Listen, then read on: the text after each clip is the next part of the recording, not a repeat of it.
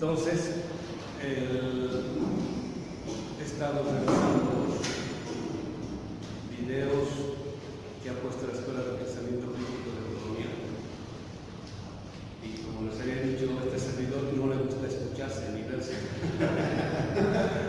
Yo ya vi, empezando el video, digo, como las adopciones rusas a principios del siglo XIX, apenas me interesa. O sea, a principios de los 1900, ¿no? 1917, pero el 19. Pero bueno, después se va aclarando en el retiro al siglo XX, ¿no? Entonces, he escuchado con atención el de Dussel.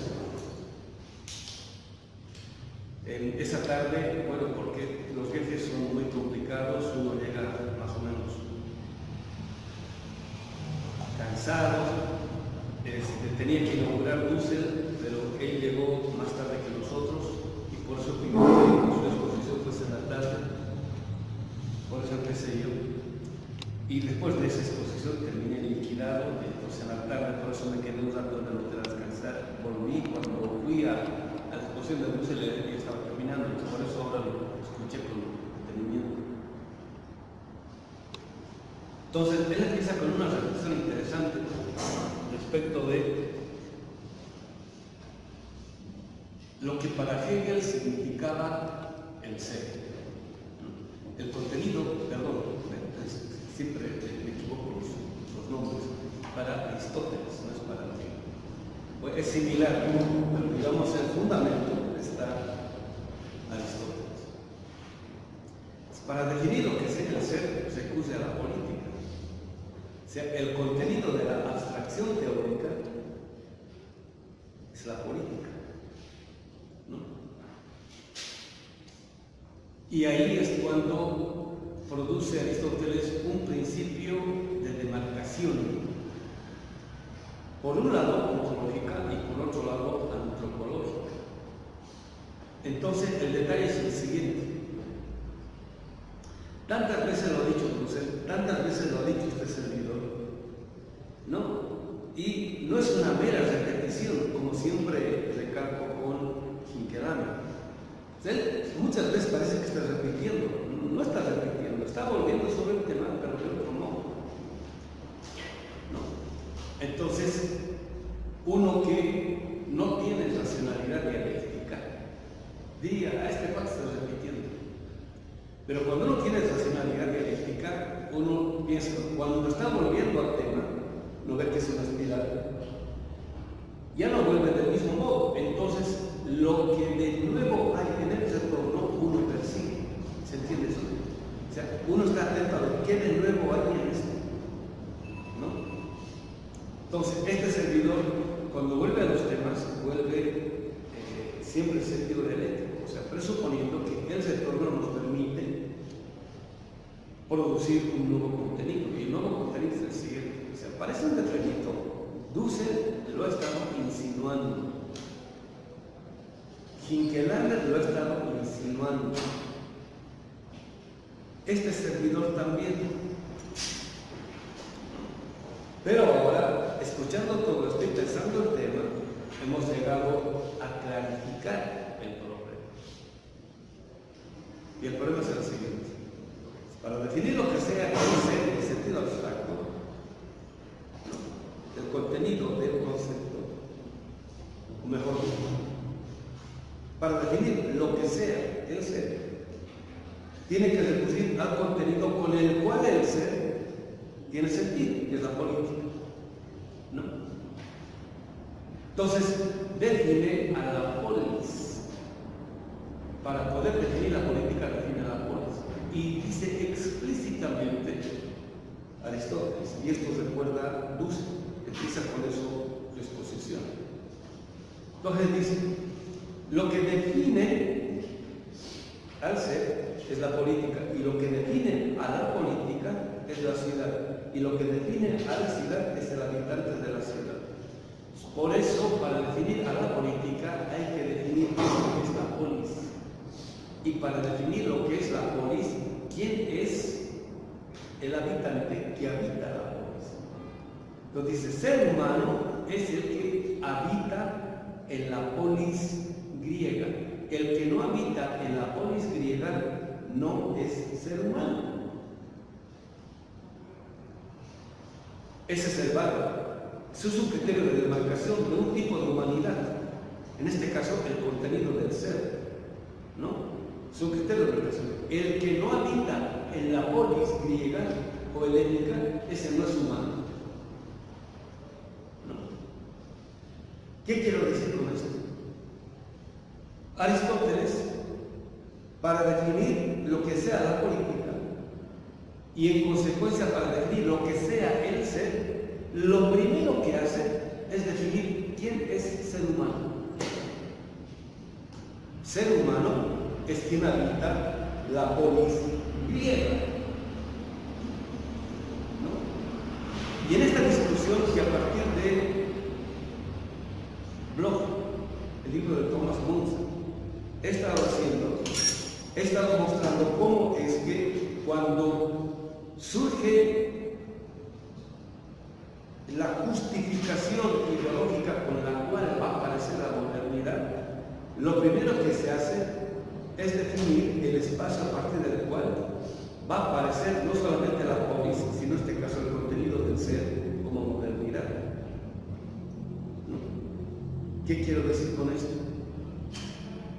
En la modernidad, cuando aparece la idea de burguesía, aparece el espacio en el cual la burguesía se puede desarrollar, que es el burgo, o el burgo, o la ciudad. Y el habitante de esa ciudad, o sea, el burgués, es el contenido de lo que posteriormente va a ser primero la economía, después de eso la política.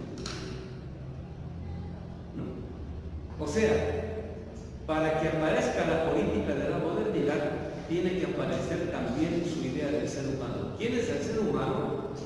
Entonces, cuando dice Weber, ¿no?, de que la teología protestante ha desarrollado el espíritu del capitalismo, lo que está haciendo Lutero es definir quién es el ser humano. El ser humano es el burgués, el que habita la ciudad.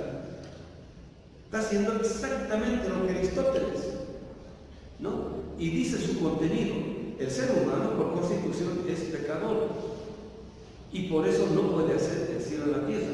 Y cuando afirma a este tipo de ser humano, está afirmando a la ciudad. Y ya sabemos quién es el bárbaro del habitante de la ciudad burguesa.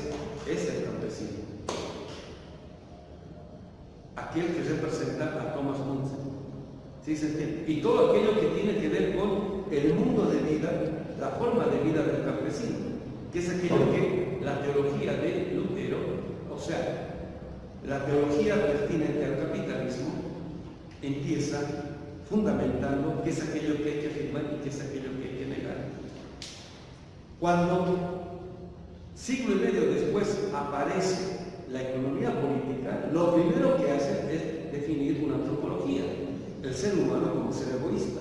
Ese es el sujeto pertinente a este nuevo tipo de economía, en este caso la moderna, gracias a la cual se puede desarrollar el capitalismo. El ser humano por naturaleza es egoísta.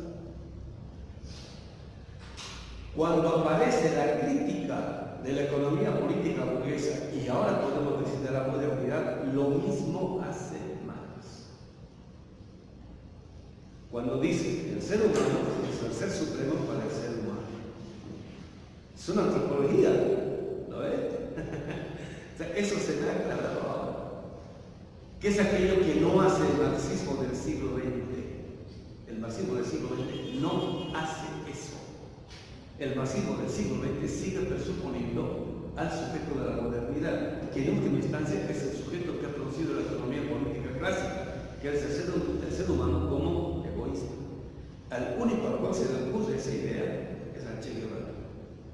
La idea del hombre. ¿Recuerdan? ¿A quién ha desarrollado eso? Nadie.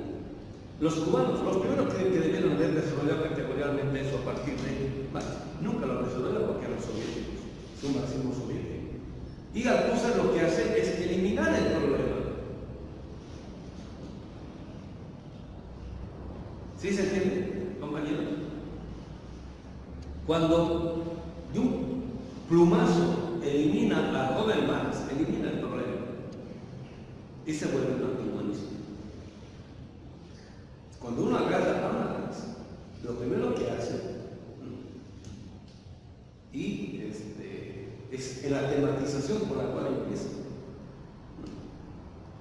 Y está en la crítica, en la introducción a la crítica de la filosofía del derecho de Hegel. Ese textito lo publicó Marx, ¿no? Entonces, como me estaba escuchando, entonces también estamos recordando, ¿no? Donde dice Marx, en el primer párrafo, dice, la crítica de la religión es la condición preliminar de toda crítica. En este caso, en el caso de la modernidad, ella empieza con un tipo de religión que es la fundamentación ideológica. Pasa a la ideología, pasa a la ciencia, después a la filosofía.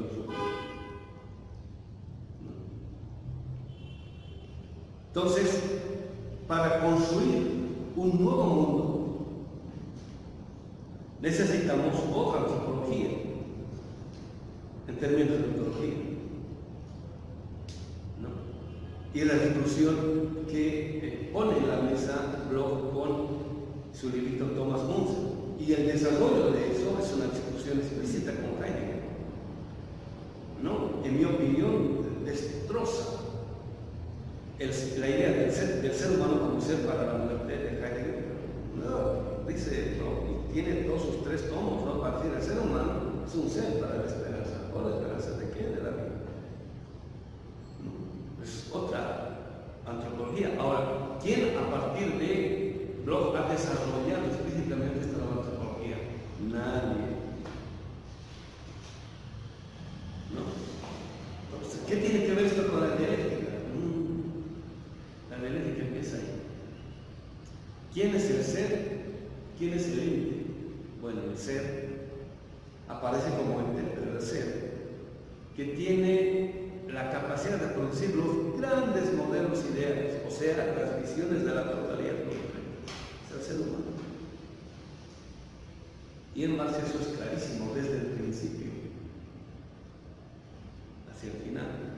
Entonces, este va a ser el contenido de mi paper que voy a leer en marzo del próximo año en Costa Rica, ¿no? Ya descubierto de vida, ¿no? Y que tiene que ver con el tema de la dialéctica. Ya en estos días han salido algunos articulitos oponiéndose a la creación de la idea del instituto, sí, ¿no? Esto donde ha participado el compañero Maduro, ha estado estaban nosotros invitados ahí. Y como siempre digo, ¿no? el traidor, digamos, sale siempre de los nuestros, pues, publicando que ni siquiera entienden el tema. Ni siquiera han entendido el tema y están criticando ahí, ¿no? Entonces, ya no me da la cuesta de responder. Si creen que fuese interesante, bueno, está bien, ¿no? Estaban comentando que habían publicado otro articulito donde le hacen una crítica dura al Marx de Dussel. Y lo primero, ¿no? Que se lo echen a Dussel porque él viene de la teología, ¿no? O sea, porque Dussel viene de la teología. Así se lo despachan. Entonces, no, pues, porque el marxismo es revolucionario, científico, ese tipo de cosas. Entonces, si a Dussel hay que despachárselo porque viene de la teología, también a Marx habría que despachárselo porque también viene de la teología.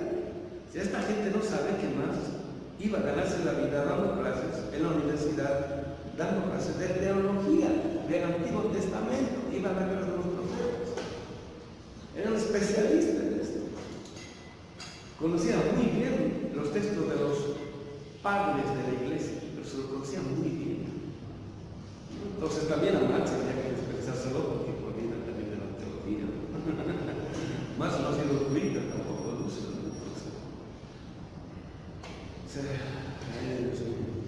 ¿No? Entonces continuamos con la vida. Habíamos quedado, según la edición del siglo XXI, en la página 2, que sería 1, 2, el tercer párrafo, el cuarto párrafo. Y acá es la página 50, en esta emisión.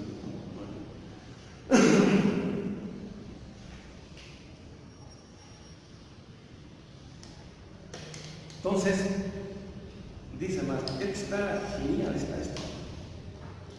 Esta forma de, ¿cómo se llama? Tematización. Y yo siempre digo, estas cosas se aclaran cuando uno tiene el marco categórico de pensamiento, bueno, del giro de economía. Y ahora vas a tener que hablar directamente del giro de economía, ya no de lo de colonial. Y cuando hablemos del giro de economía, estamos presuponiendo que hemos hecho el giro pragmático, para que no haya confusión. Porque ahora, sin ton ni son, mucha gente habla a lo que sea, está viendo cualquier cantidad de textos, un poco más, voy a hacer la caricatura, ¿no? Pero un poco más ya van a aparecer textos como estos que se dedican a los dientes, ¿cómo se llama? Hacer una odontología de economía, algo así.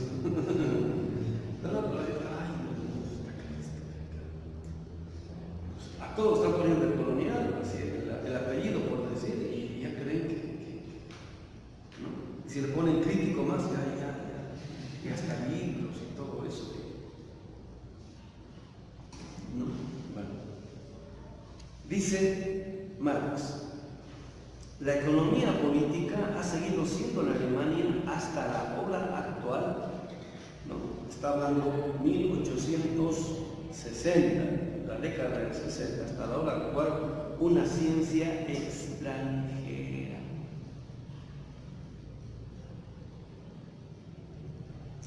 Nos podríamos decir respecto de la ciencia moderna y también el marxismo, digamos, clásico hasta la década del 60, ¿no? En América Latina han sido ciencias extranjeras, que es un poco lo que siempre decimos, ¿no? Cuando una tematización teórica parte de una realidad en concreto que acontece, es una tematización que se corresponde con esa realidad. En cambio, cuando uno parte de un tipo de tematización que no se corresponde con la realidad en concreto, esa tematización es ajena, en este caso extranjera.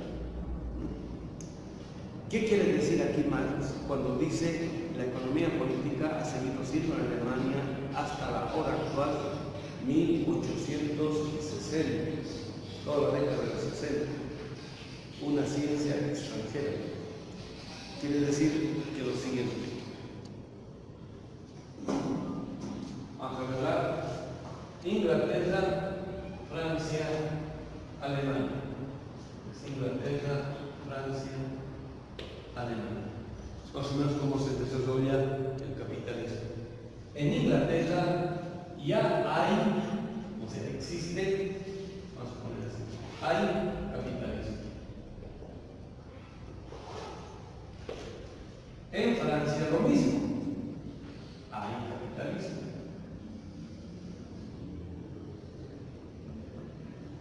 ¿No? Entonces, el desarrollo de las contradicciones que produce el capitalismo produce su propia tematización, en este caso elevada ya al ámbito de lo que sea la ciencia. Produce la economía política clásica. En Francia produce algo similar, ¿no? Ya hay también una tematización producto de la Revolución Francesa, no solo en términos de economía, sino también en términos de política, ¿no? Hay un desarrollo, ¿no? ¿Por qué? Porque tanto en Francia como en Inglaterra hay capitalismo, ¿no? En cambio, en Alemania no hay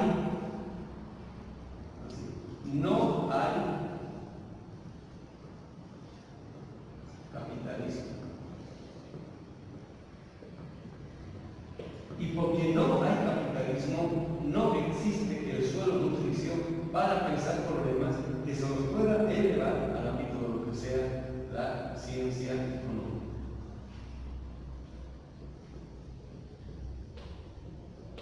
Por eso es que para poder tematizar problemas relativos a la economía, lo que los alemanes hacen es importar este tipo de reflexiones hacia Alemania. Entonces, por eso dice, la economía política ha seguido siendo en Alemania hasta la hora actual una ciencia extranjera. Es por un lado inglesa y por otro lado francesa. Y además que está escrita, producida en inglés y en francés. ¿Sí se entiende? Bueno, ¿qué pasa con América Latina? ¿No? Especialmente en el siglo XX, ¿no? Entonces, ahora vamos a poner aquí a Europa, Estados Unidos, y aquí América Latina, ¿no? Aquí existe, hay, ¿no? Lo que se llama capitalismo. Ya no es el capitalismo clásico, por decirlo. Aquí hay industrialización.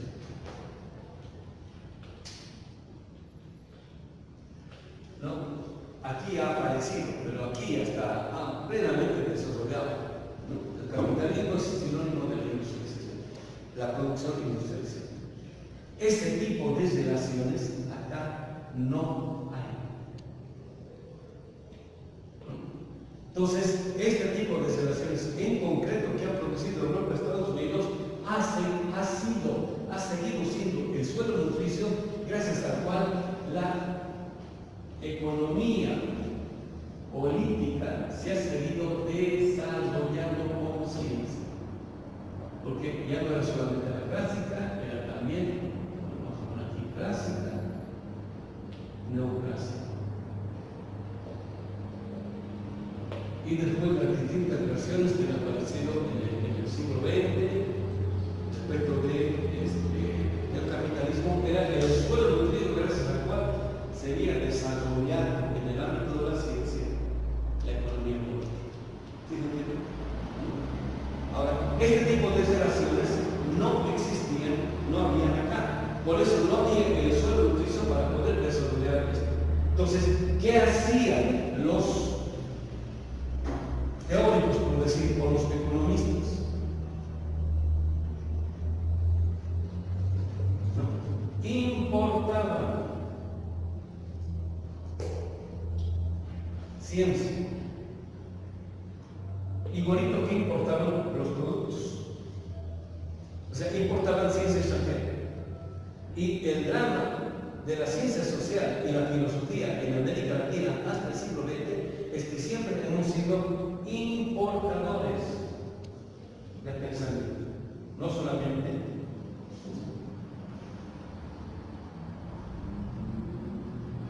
de productos, ¿no? Entonces, importábamos el tipo de tematización que habían desarrollado no solamente los burgueses, sino también los proletarios. Y los aplicábamos ciencia extranjera, ciencia importada a nuestras realidades, ¿no? Y eso, bueno, que tiene que ver con, digamos, la aplicación mecánica, gracias a un universalismo abstracto, pero tiene poco o nada que ver con la racionalidad dialéctica. La racionalidad dialéctica quiere decir que un pensamiento se corresponde con una realidad cuando la realidad es el suelo nutricio gracias al cual se produce el tipo de abstracción pertinente a esa realidad. Eso había empezado a suceder en América Latina con la teoría de la dependencia.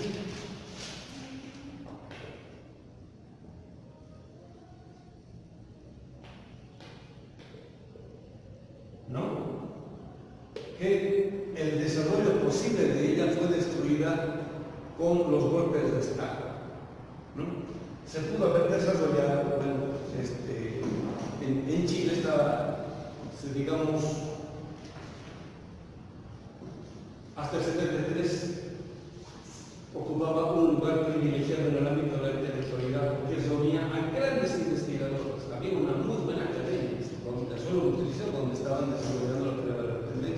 viene el golpe de Estado, no destruye solamente la posibilidad política de un desarrollo de un tipo de socialismo a la América Latina, ¿no? Sino que destruye la posibilidad del desarrollo de una teoría pertinente a él. Tiene que haber solo noticia. El pensador piensa lo que es la realidad, no piensa límites o teorías, con ellos dialoga. Entonces, justo cuando teníamos la posibilidad de producir pensamiento propio, se destruye la base material gracias a la cual ese tipo de pensamiento se podía haber desarrollado. Lo mismo en la década del 80 en Centroamérica, cuando se está desarrollando la posibilidad otra vez de un pensamiento propio que no solamente se destruye la base material de esas leyes, sino también la posibilidad de su tematización, ¿no? Y ahora lo que se está empezando a dar en la experiencia boliviana y, bueno, en principio venezolana, después de eso ecuatoriana, brasileña, argentina, lo primero que se hace es destruir la base gracias a la cual sería posible, ¿no? Entonces ahorita solamente Bolivia y Venezuela. Sí se entiende, compañeros, ¿no? Para no seguir siendo importadores del pensamiento, ¿no? Entonces, aunque sea dialéctico, cuando importamos el pensamiento, ya no es dialéctico. ¿Sí se entiende, compañero? ¿No? Entonces, no se trata de agarrar a Marx y aplicarlo a mi realidad, porque Marx es producto de otra realidad, sino es pensar a Marx desde la realidad que nos toca vivir. ¿Sí? Eso es dialéctico. ¿Sí se entiende, compañeros? ¿No?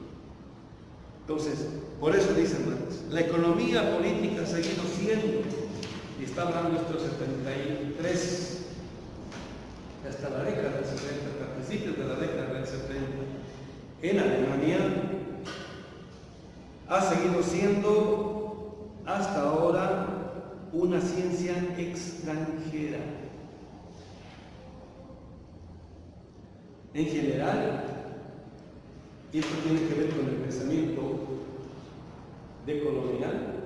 Fíjense, mucha gente que dice que es decolonial aplica sin ningún tipo de reflexión autores como Foucault o Deleuze.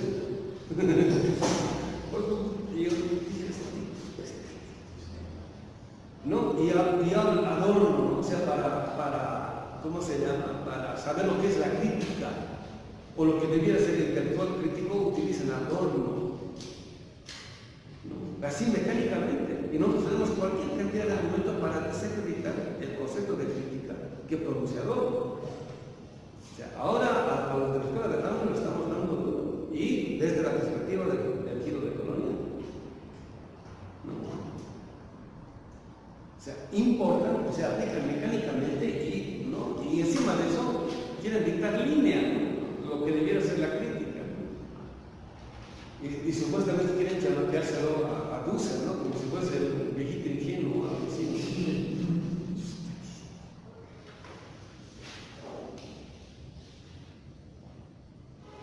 Ni siquiera han visto la clase magistral de Dussel que dio ahí y habló de todo.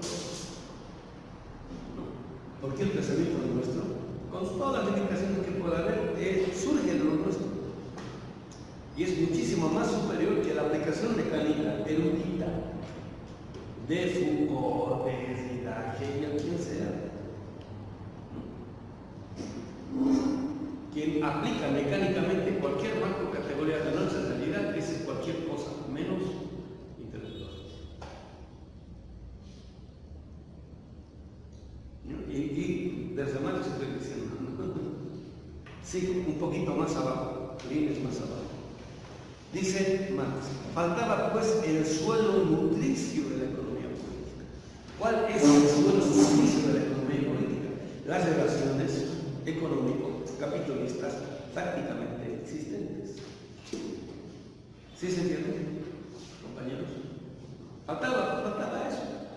Para que haya una teoría relativa a la revolución socialista, falta el suelo nutricio ese. O sea, es tan difícil que yo escriba una teoría respecto de lo que debiera ser la revolución socialista decolonial en Estados Unidos. Eso sería ridículo. Porque no hay el suelo nutricio ahí. En el único lugar en el cual más o menos se podría aproximar a eso sería Venezuela y Bolivia, porque ahí se están dando ese tipo de relaciones con ese tipo de sentido. Entonces, a partir de eso se podría tematizar, elaborar un pensamiento acorde a ese suelo nutricio.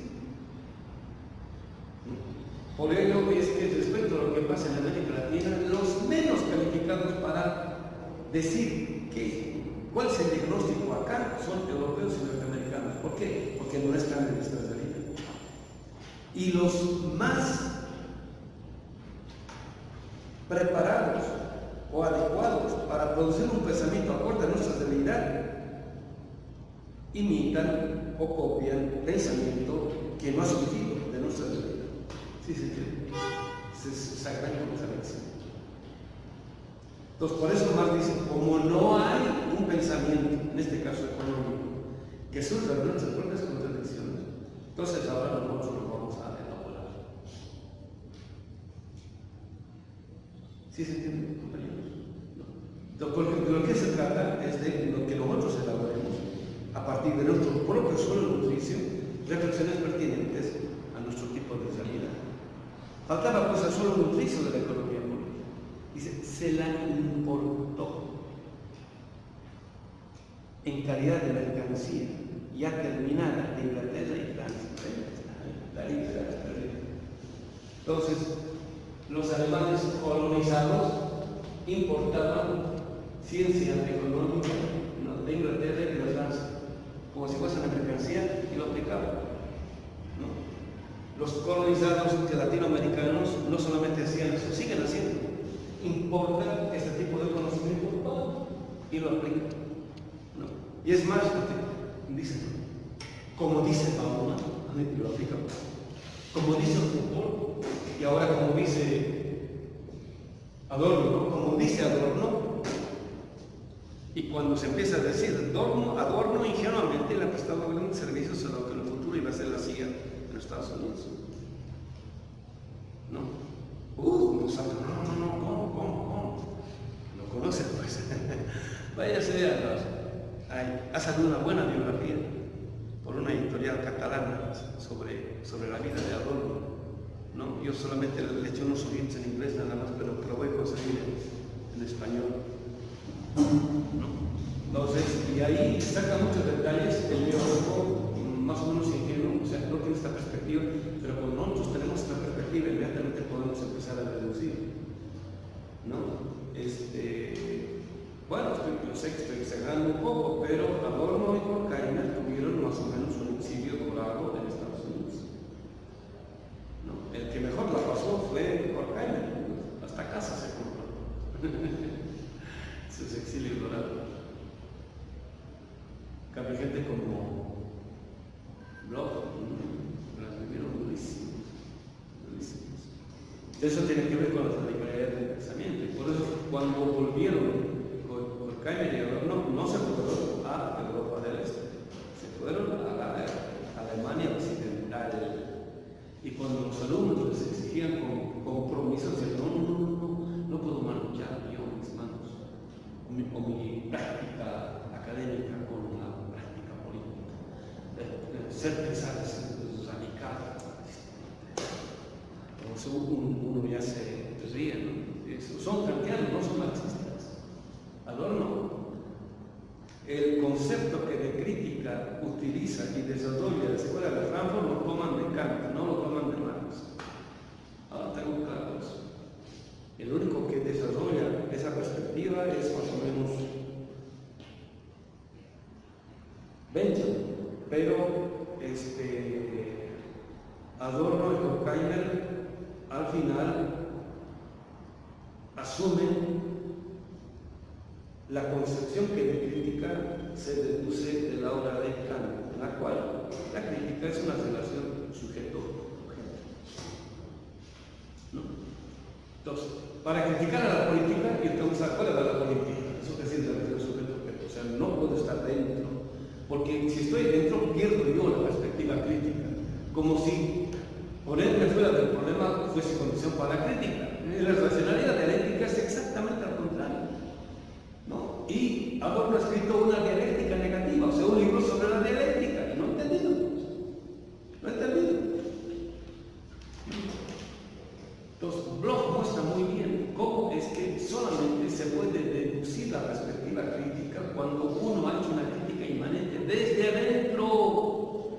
eso puede terminar fuera, pero eso es después. Pero al principio es porque uno se ha enlodado, se ha ensuciado. Hasta donde estaba recordando en esta conferencia. Quien dice que tiene un compromiso serio con la política, tiene que en algún momento enlodarse, ensuciarse. ¿No? Tiene que descender de lo abstracto, o sea, de la totalidad concreta, ¿no? Tiene que descender al ámbito de las determinaciones donde se dan las relaciones puerquerizas de dominación que produce un sistema de dominio, que trata de ensuciarlo todo, ¿no? Trata de enlodarlo todo y trata de convencernos a todos de que todo es así, para que no intentemos cambiar ese puerquerismo. Entonces, quien cree en eso dice: no, yo no me mancho con eso, yo no me ensucio con eso. Entonces la tiene al margen, y eso es Kant. Y la crítica de Hegel a Kant, ese es el espíritu del alma bella, no sé, ¿no? Así como las 90, 60, 90, ¿no? No se mancha con nada, ¿no? ¿Sí se entiende por Dios? Jamás, por eso sigue para nosotros teniendo mucho que decir. Se la importó en calidad de mercancía, ya terminada de Inglaterra y Francia. Los profesores alemanes de esa ciencia siguieron siendo discípulos hasta el día de hoy. Los profesores latinoamericanos siguen siendo discípulos, ¿no?, de la gran academia europea norteamericana, porque ellos no son capaces de crear nada. Y cuando queremos crear, cuando estamos en situación de creación, nos caen duro, ¿no? Como si estos fuesen solamente los únicos capaces de pensar. Es complejo de interioridad, es complejo de colonizado, complejo de objetos, no son sujetos. ¿Sí se entiende, compañeros? Palabras duras de más, ¿no? Que la actitud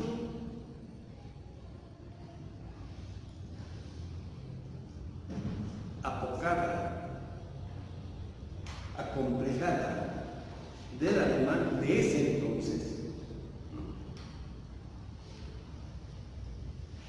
la han heredado los colonizados intelectuales del tercer mundo. En África, por ejemplo, o sea, hay mucha gente que para hablar de lo propio utilizan autores del primer mundo. Estaba viendo yo el caso, por ejemplo, de Oliver Cox, ¿no? Entonces dice: no, el gran pensador afro-norteamericano. Y uno de sus grandes estudiantes dice: yo rescato a Oliver Cox, no afro-norteamericano, no. Él es caribeño, afro-caribeño, ¿no? Es la Trinidad y Tobago, ¿no? Entonces, migra cuando tiene 20 años a los Estados Unidos a estudiar. Le dice: el espíritu crítico él lo toma de la realidad afro del Caribe, no de la realidad afro-norteamericana. Entonces, nos dice: no, es un gran pensador porque es norteamericano. No, porque es caribeño. ¿Sí se entiende, compañero? Sí, cuando uno agarra la perspectiva de lo negado, entonces puede asumir una posición más o menos crítica. De lo contrario está difícil, ¿no? Es como si, por decir, digamos, ¿no?, este servidor va a Europa y dice: no, el gran pensador, por decir, alemán o francés, no, digamos, el pensamiento de uno es bueno porque lo ha escrito en Europa o Estados Unidos, no. Por eso este servidor al final se ha negado a la posibilidad de doctorarse en primer mundo. Yo afirmo la posibilidad de tener un buen doctorado en tercer mundo y con un profesor de tercer mundo, en este caso ruso, sobre la obra de Michelangelo. Los profesores alemanes de esa ciencia siguieron siendo discípulos. Ya los alemanes ahora ya han desarrollado su propio pensamiento, ya no son discípulos, ellos producen su propio pensamiento. Ahora nos estamos en eso, en producir nuestro propio pensamiento. Y tiene que ver con la asunción del solo beneficio gracias al cual es posible tal o cual tipo de pensamiento.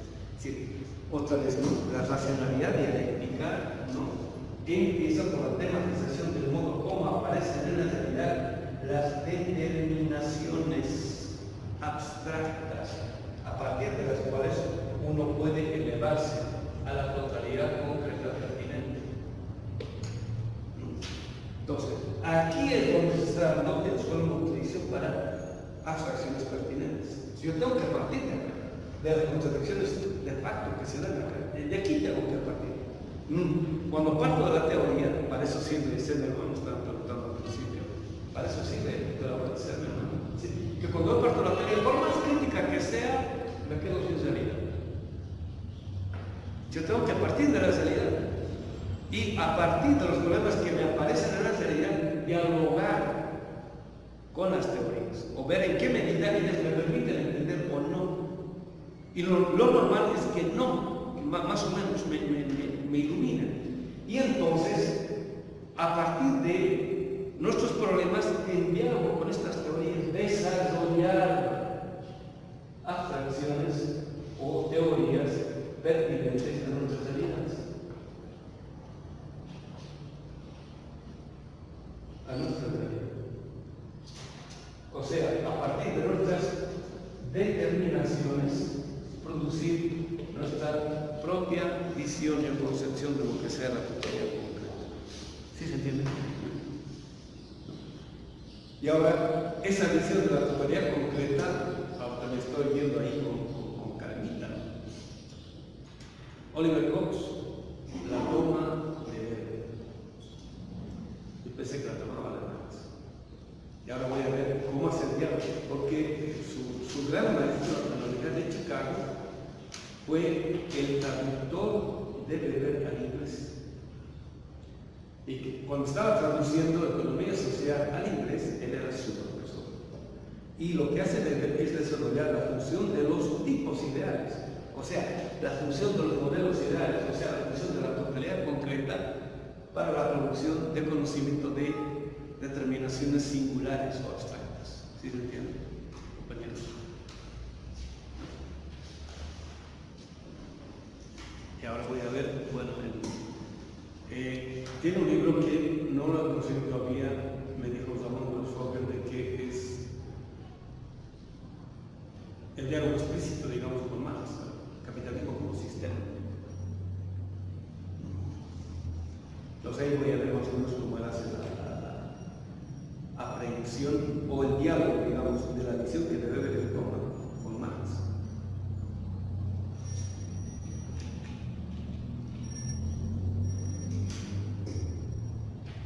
Para la ciencia social, el autor escribe quién es Oliver Cox, capitalismo como sistema. Para la ciencia social, quien desarrolla la idea de la necesidad o pertinencia de la producción de conocimiento científico en el ámbito de las ciencias sociales es Weber, con la noción o la idea de tipos ideales. ¿No? Si no se tiene eso, es tan difícil o imposible producir lo que se llama ciencia. ¿No?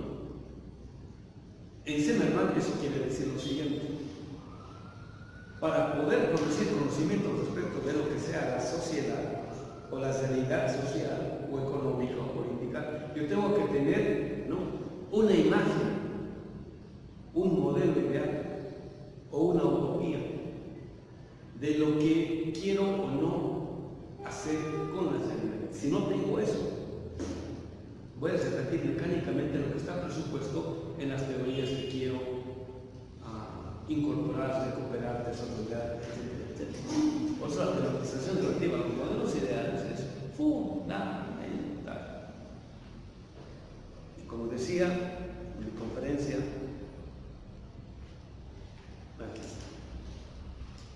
cuando dice Marx, la crítica de las religiones es la condición preliminar de toda crítica, lo que estoy diciendo es lo siguiente.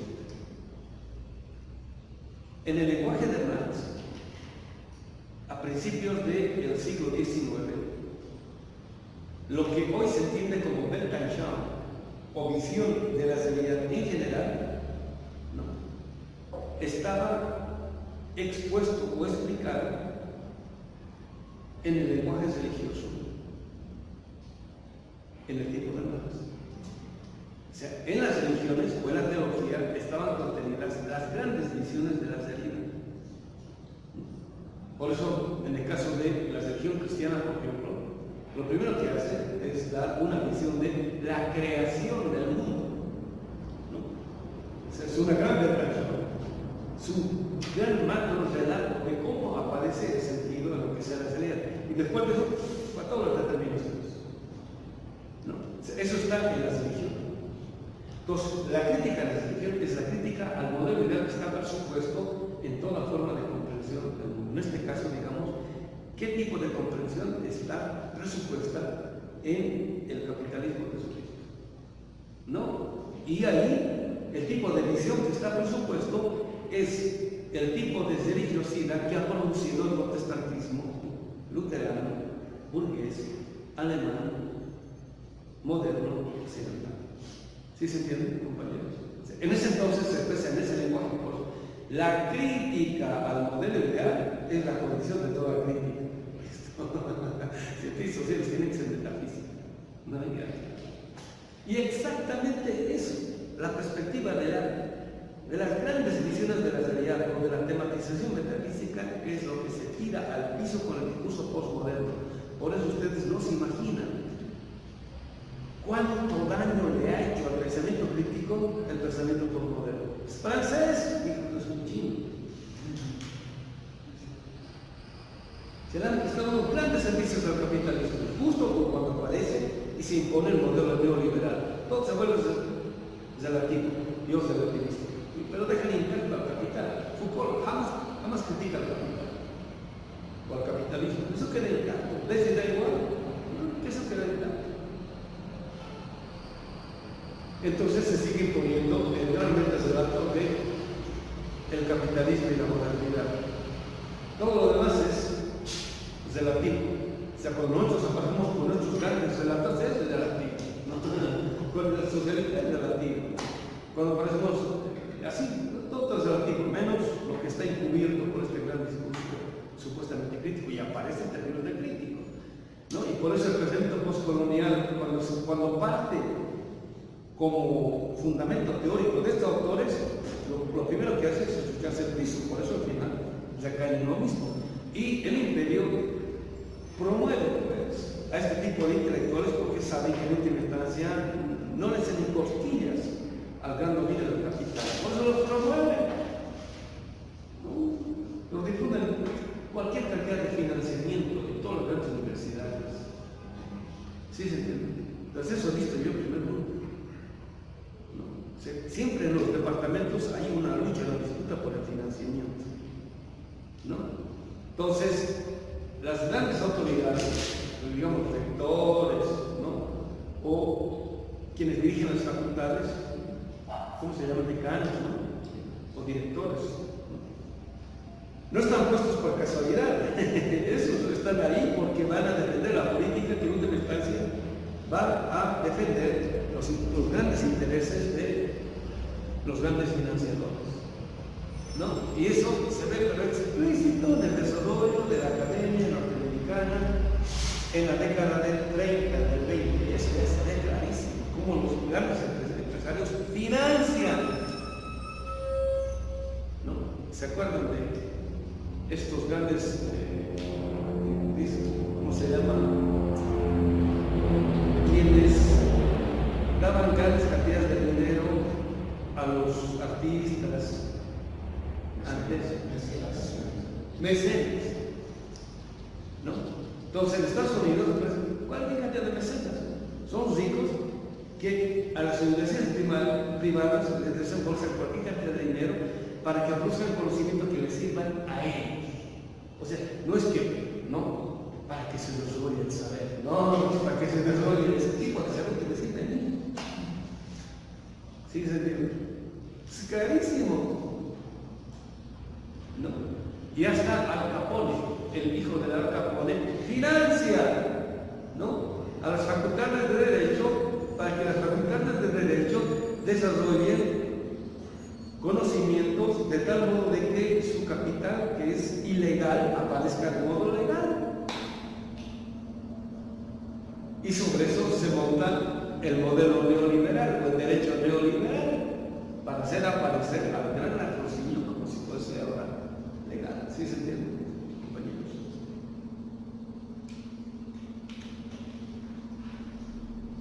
Entonces, esto tiene que ver con la dialéctica. Más abajo.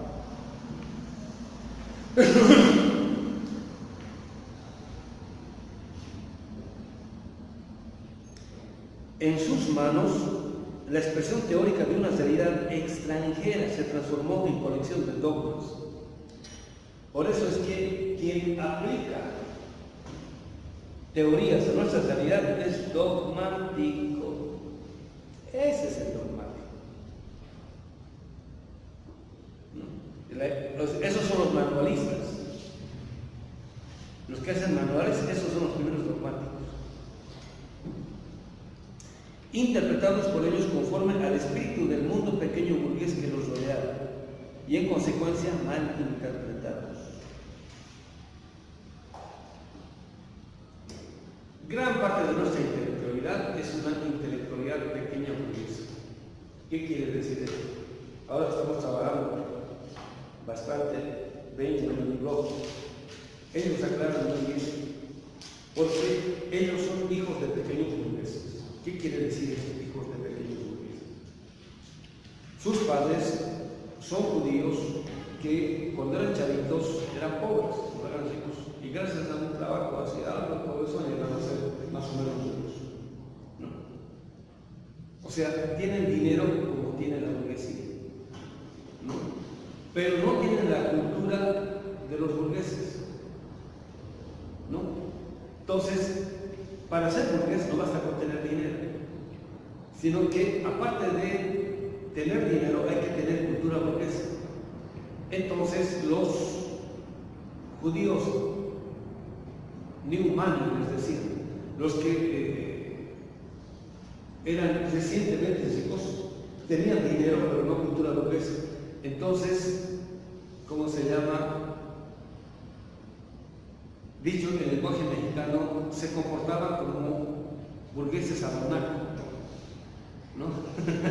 Entonces, con complejo todavía, como digamos, esta parece despectiva, pero tiene su carga despectiva, digamos, ¿no? O sea, la esposa del que era pobre, pero que ahora es burgués, ¿no es cierto? No es güera, pero tiene que ser güera a la fuerza, entonces se vuelve hecho una güera. O sea, es una pequeña burguesa, ¿sí se entiende? ¿Mexicanos? Está hablando del lenguaje mexicano. No es güera, es chunda güera, ¿no es cierto? O sea, es una güera a la fuerza, ¿no? Y se siente realizada cuando le dicen güerita, pero no lo es, ¿no? Entonces, eso es lo que está diciendo mal. Entonces, el pequeño burgués es un burgués falso. Entonces, cuando dice que el intelectual, cuando quien importa conocimiento, ¿no? Y funciona en base de dogmas, y dice, se comporta como pequeño burgués, interpreta mal.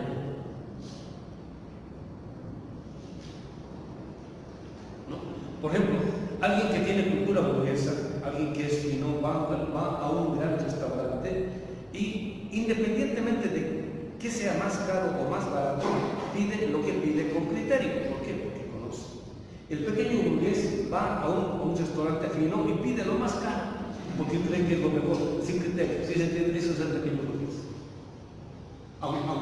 Aunque sea por, ¿cómo se llama este plato que son huevos de pescado, caviar? ¿No? A mí no me gusta el caviar. Hay gente en el cual que se le gusta el caviar. Pero vamos a suponer que soy un pequeño burgués, ¿no? Y tengo dinero así a la Cárceles, ¿no? Para ir a comer a un gran restaurante. Nunca he comido, ¿no? Y ahí el plato de caviar cuesta, voy a exagerar, $200, ¿no? Es lo más caro, debe ser lo mejor, pediremos eso, ¿no? Esos pequeños burgueses. Y aunque qué feo, a mí no les gusta la camiseta, pero igual se lo tragan, dicen, no, porque dicen que es, ¿no? Igual con el fondue, o sea, mucha gente le gusta, a este señor no le gusta, o sea, no tenemos esa cultura, pues. Aunque me le den a 10 pesos, o sea, no lo como porque no me gusta, ¿no? O sea, pero si fuese pequeño burgués, no, aunque no me gusta, qué delicioso, ¿no? Sí, se entiende. Todo esto lo interpreta mal. Entonces, aunque Foucault no sirva para nuestra sanidad, abuelo, ¿sí se entiende? Son intelectuales de no profesión. O sea, de eso se está haciendo la burla más. Aunque Althusser no sirva, abuelo lo abuelo. Y no sirve. Y así sucesivamente. Zizek no sirve para pistola loca, pero igual lo aplica. ¿No? A Negri, ese es un caso lamentable, con su idea multitoria. Pero a huevo lo aplica. ¿Sí se entiende? Eso está haciendo la crítica. O sea, en nuestro comentario no nos vamos a poner esto con detalle, ¿no? Porque se trata de desacomplejarse.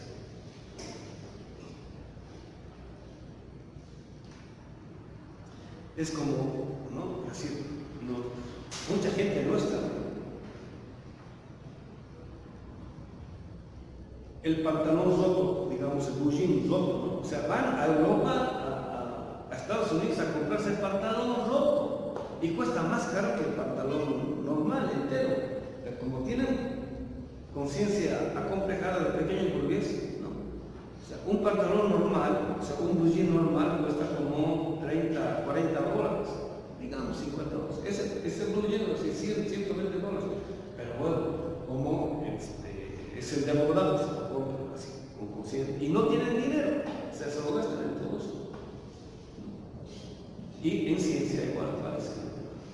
Entonces digo, chonchononote, así, el de Gigi, que cuesta como $1,500. Ese no, porque ¿cómo se llama eso? Porque dicen que es bueno, dicen que es el libro de Hegel, que lo puedo decir, es el de Gigi, que es pura paja.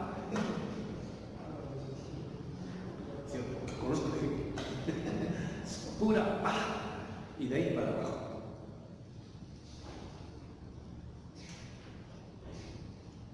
Se procuraba ocultar el sentimiento de impotencia científica.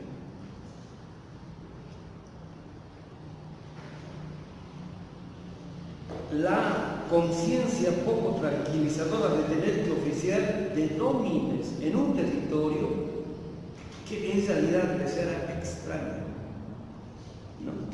Entonces, sigue hablando de los territorios alemanes.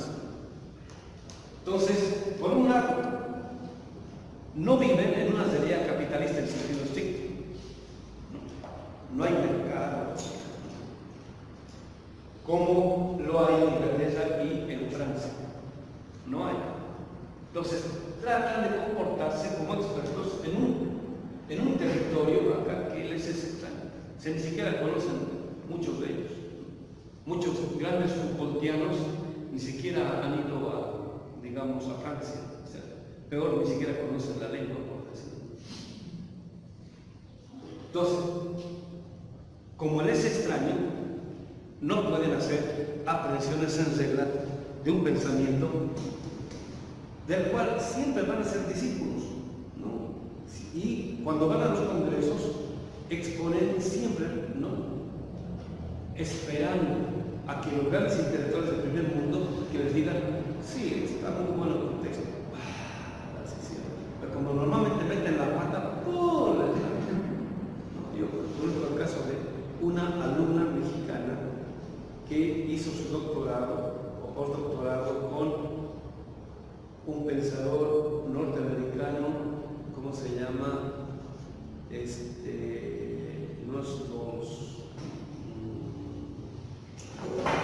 ¿Cómo se llama? Pues, el filósofo que murió hace poquito, el que escribió la filosofía como el espejo de la naturaleza,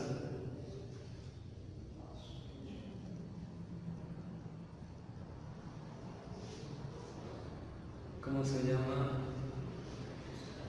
Escribió, ¿cómo se llama este pensador? Bueno,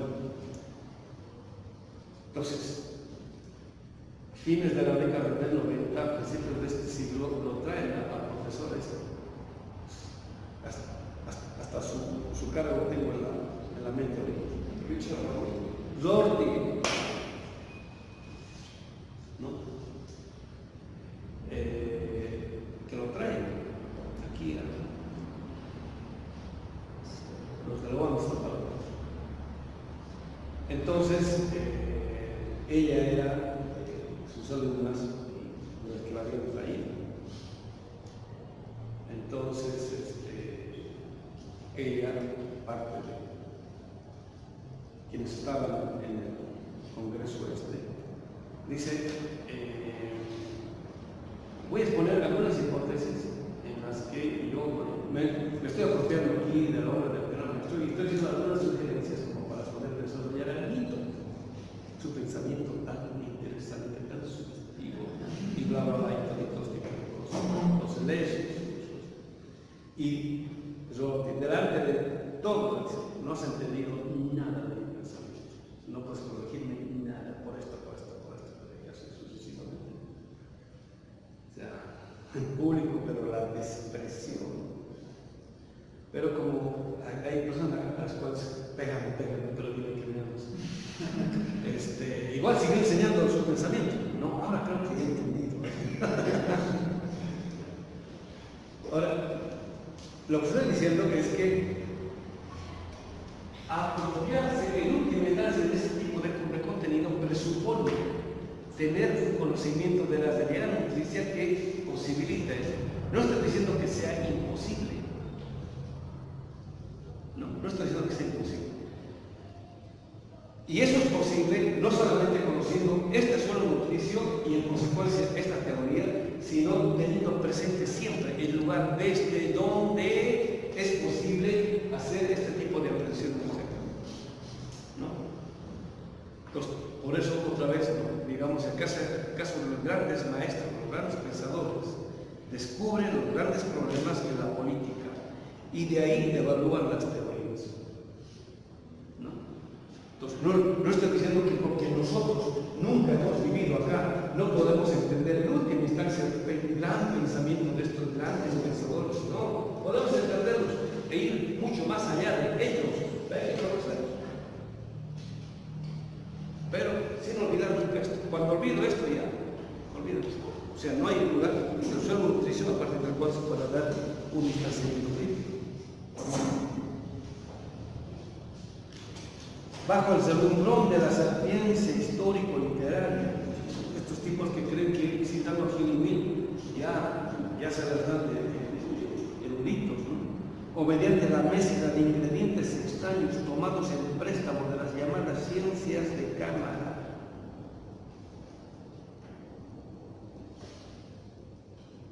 La gran ciencia es la filosofía. Y la gran filosofía es la filosofía sistemática, a la Hegel, ¿no? Entonces, cuando dice ciencias de cámara, está haciendo una comparación o una analogía con la música de cámara. Este detallito yo se lo debo a Nicole, ¿no? Cuando en su disputa con la filosofía hispana de España, donde quieren producir su gran sistema, está hablando más o menos en la década de 30, 40 del siglo XX en España, ¿no? Quieren producir su gran sistema, ahí usted que hacer supuestamente el maestro que va a producir, etc. Y no produce gran sistema, sino ensayos, ¿no? Entonces él pone el ejemplo, dice: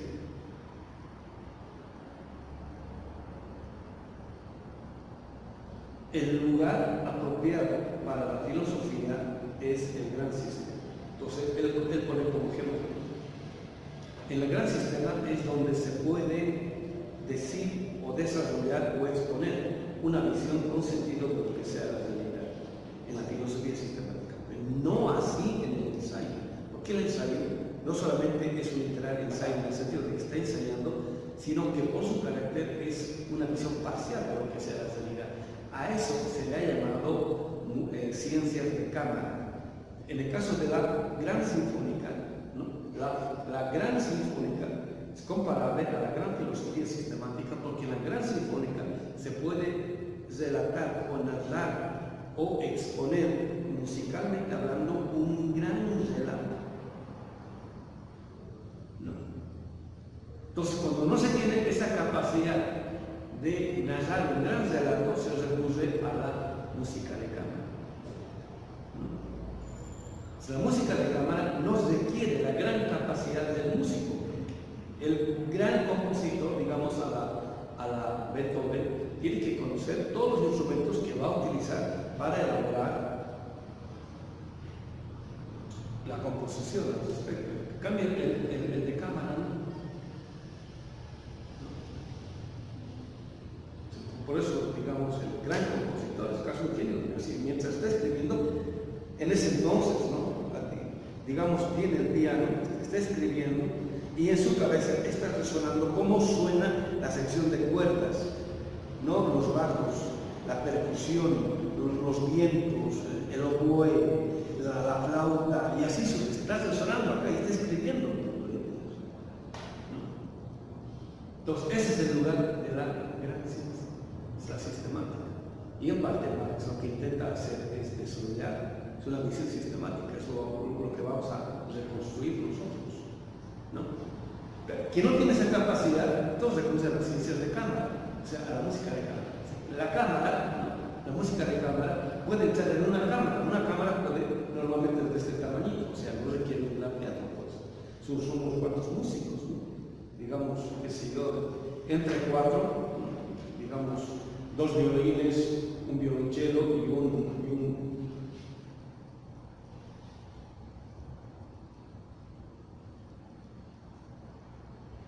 2 violines, un violonchelo y un contrabajo, algo así, ¿no? Que, con lo cual ya se puede tocar algo, ¿no? Y digamos hasta, qué sé yo, 8 días ya es suficiente para la música de cámara. El ensayo por eso puede limitarse. Entonces, una cosa es saber el lugar de cada tipo de exposición, y otra cosa es confundir a la gran filosofía sistemática que es la ciencia, la Wissenschaft, a la cual estás recurriendo más, y otra cosa es confundir eso con las ciencias de cámara. En este caso serían las ciencias particulares. ¿Sí se entiende? Es la crítica que está haciendo Marx. Entonces, el gran filósofo sistemático de esto, que cree que siendo pensamiento crítico de cámara, los que se dedican a especificidades, dice, un revoltijo de conocimientos es que articulan cualquier cantidad de citas sin criterio, a cuyo purgatorio debe someterse el esperanzado candidato a la burocracia alemana. Entonces, Marx está diciendo, para ser miembro de la burocracia que va supuestamente a desarrollar a la Alemania, ¿no? El aspirante al burócrata tiene que apropiarse de los remedos de este tipo de ciencia en estos intelectuales pequeños, de pequeño burgueses que solamente producen ciencias particulares, que sería de cámara. Eso que es ciencias de cámara, y no como entre los mexicanos dicen cámara. Ya no es en ese sentido. ¿Se entiende, compañero? A partir de 1848, la producción capitalista se desarrolló rápidamente en Alemania. y hoy en día ha llegado ya a su habitual floración de fraudes y estafas. El capitalismo es imposible que se desarrolle sin fraudes y estafas. Condición de posibilidades es un poco lo que decía Leonardo Bosch respecto de la política brasileña antes de Lula y durante Lula. Aquí la política es imposible que se la haga sin que las mordidas, ¿cómo se llama la cultura de las mordidas? La cultura de las mordidas, corrupción. Esa es la palabra. Entonces dicen, es imposible que se desarrolle la vida económica y política sin corrupción. El caso de Odebrecht o el caso de la Vaga es fenómeno de esto. Es lo que ha estallado. Porque ¿cuántas cosas habrán que no han estallado? Más que eso es, digamos, el campo objetivo propicio para eso. El ser humano es ser egoísta. O sea, a priori tú sabes que nadie tiene una buena intención. Nadie. O sea, todos son ladrones en potencia hasta que no demuestren lo contrario. Y en el caso de Lula es igual, ¿no? Y eso se ve en el juicio, en el veredicto de los jueces, ¿no? Entonces, para la justicia brasileña no existe inocente porque toditos son corruptos. Todos, sin excepción, son corruptos. Cuando aparece un no corrupto, lo acusa por la intención. ¿Sí se entiende, compañeros? No se ha demostrado empíricamente que tú eres corrupto, pero por seguridad has debido intentar. Entonces, por eso te condenamos. ¿Sí se entiende? No es solamente que el tipo sea malo, sino que hay todo esto, y esto es lo que normalmente no se pone en el análisis. Pero la suerte sigue siendo esquiva a nuestros especialistas. O sea, no han desarrollado ciencia. Y seguimos en esas más o menos, compañeros. Y queremos salir adelante con el giro de economía, el pensamiento de la liberación, pero ni los que dicen que pertenecen de este lado dan pie con bola. Mientras pudieron cultivar desprejuiciadamente la economía política, faltaban en la vida alemana las modernas relaciones económicas. ¿Se entiende eso, compañeros?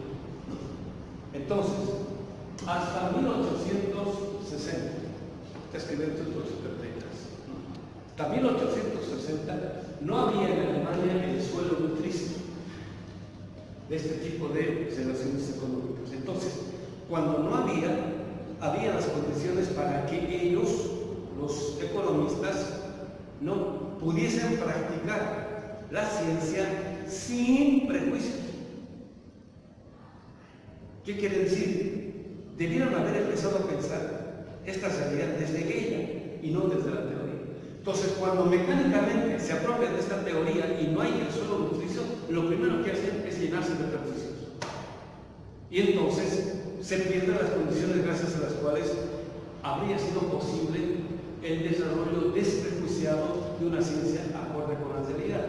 Aquí pasa exactamente lo mismo. ¿No? Entonces, cuando existían, desde el principio, siempre han existido relaciones en concreto en nuestra realidad que merecían ser pensadas, pero lo primero preciso fue apropiarse de esto para aplicarlo acá. Y lo primero que hicieron fue apropiarse de puros prejuicios. Por ejemplo, el ser humano es el que habita la ciudad europea y no el que habita, digamos, la ruralidad latinoamericana. Entonces, a priori nosotros somos desarrollados o humanos o modernos, etcétera, etcétera. ¿Sí se entiende? Entonces, como no somos humanos, tenemos que europeizarnos o modernizarnos lo más pronto posible para llegar a ser seres humanos. O sea, puros prejuicios. ¿Sí se entiende, compañeros? Está grave, ¿no? Entonces, ser marxista, ¿no? En vez de ponerse a leer a Marx desde nuestra realidad, lo primero, hay que apropiarse de puros autores marxistas europeos, que ahora se está viendo bien. Machistas, misóginos, eurocéntricos, modernos, etcétera, etcétera. Y se han apropiado de todos esos prejuicios y lo aplican mecánicamente acá. Y cuando sus diagnósticos son errados, ni siquiera tienen la humildad de reconocer que se han equivocado de cabo a rabo. Siguen queriendo dictar línea.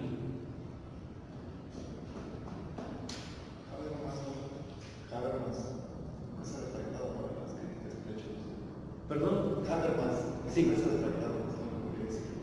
No, él sí considera que las tareas y concursos de la modernidad, él sigue siendo moderno. ¿No? Que la modernidad está en crisis porque no se han cumplido con las tareas de la modernidad. No falta, o sea, hay que seguir modernizando los cosas.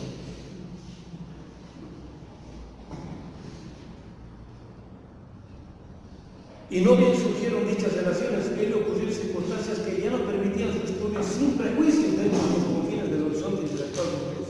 Entonces, ahora hay capitalismo de lo peor en América Latina.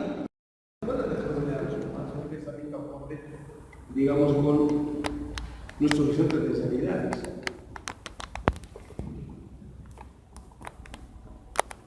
Ello ocurrió circunstancias que ya no permitían su estudio sin prejuicios dentro de los confines del horizonte intelectual. ¿Qué quiere decir eso? ¿No? Entonces, aquí toda esta gente se forma con este tipo de prejuicios. ¿No? Entonces, aquí, en América Latina, ya no asumimos solamente los prejuicios burgueses, asumimos los prejuicios contenidos en esta ciencia económica. Los prejuicios contenidos en esta ciencia económica son modernos.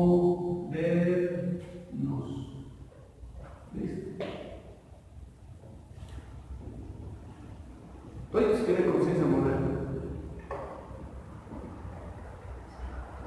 Y al tener conciencia moderna, ¿no? Poco o nada van a entender de la especificidad de nuestra vida. Porque nuestros pueblos no tienen conciencia moderna, no parten de la tradición moderna, europea o occidental. En la medida en que es burguesa, esto es, en la medida en que se considera el orden capitalista no como fase de desarrollo históricamente transitorio, sino a la inversa, como figura absoluta y definitiva de la producción social. Toditos, tiros y troyanos piensan a la modernidad, ¿no?, ingenuamente como el último estadio de la humanidad. Su ciencia, su filosofía, su forma de vida, ¿no?, la mercancía, el consumo de la mercancía capitalista. Ser humano es tener un departamento en la ciudad. Hasta los campesinos ahora quieren tener en el campo ciudades, con todas las comodidades que hay en la ciudad. ¿No?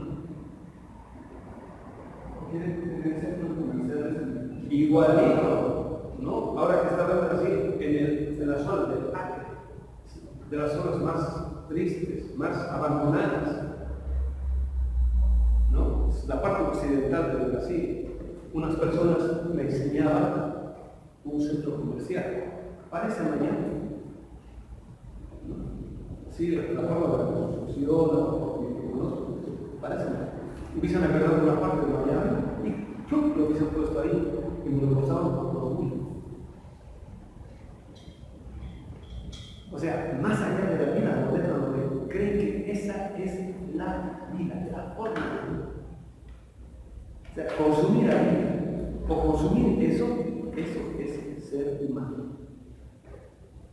¿No? Y el hotel parece cualquier hotel del primer mundo. Y la comida, o sea, en Brasil hay comida brasileña, pero la comida de caballos, la comida del primer mundo, que pasa de plástico. En la medida en que se considera el orden capitalista no como base de desarrollo históricamente transitorio, sino a la inversa, como figura absoluta, ahora no solamente el capitalismo, sino también a la moralidad, se la ve como figura absoluta y definitiva de la revolución social.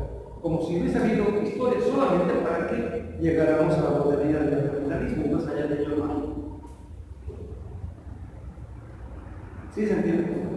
Aquí en la versión de Grant dice, en cuanto a burguesa, es decir, en cuanto concibe el orden capitalista no como una fase evolutiva históricamente en la historia, y se sigue por demás.